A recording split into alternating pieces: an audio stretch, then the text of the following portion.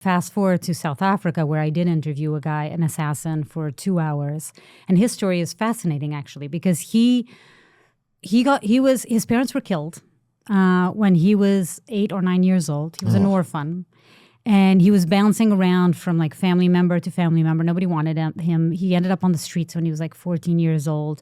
No work, no education, and eventually started selling drugs as a drug dealer on the streets. And eventually, somehow, even with that, there wasn't enough money, and he figured out that he could make more money. Somebody offered him more money to go and kill a few people, and he did, or a person, I don't know. And he did, and it worked. He did.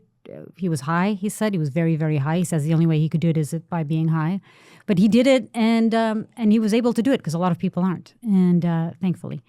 And so while talking, he says, but I only kill bad people.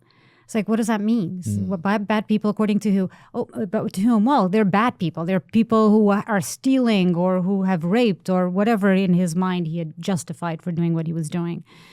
And then again, I talked about, do you realize that what you're doing, because he also said he doesn't kill women and children, but do you realize that what you're doing to those women and particularly to those children is exactly what was done to you, right? As a kid, you were left an orphan because of it. It changed your whole life. Wow. You're traumatized by it.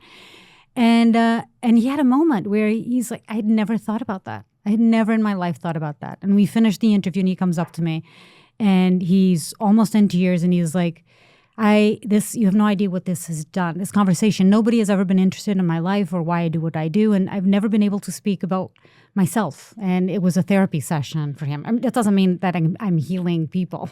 I'm not. But what I am, I think, is at least trying to understand and trying to show people who watch Trafficked why people turn to become criminals. Because no one, I believe, is born wanting to be a criminal.